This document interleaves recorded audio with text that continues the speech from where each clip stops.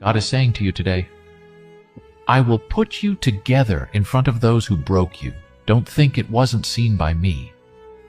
You will not only recover, but you will flourish. In the places where you felt abandoned and defeated, you will stand strong and victorious.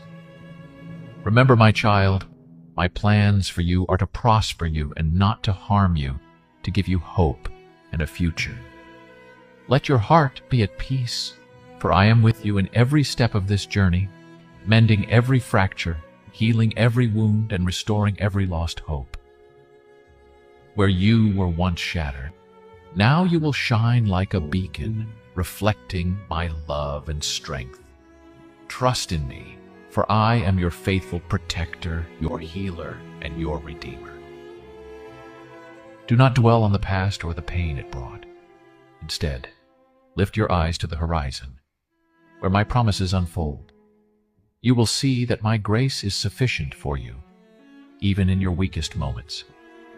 Let your spirit rejoice, for you are being rebuilt stronger than ever, not just to withstand the trials, but to help others who walk in similar paths. If you receive this message, comment, "Thank you, God," and share it with a friend. God bless.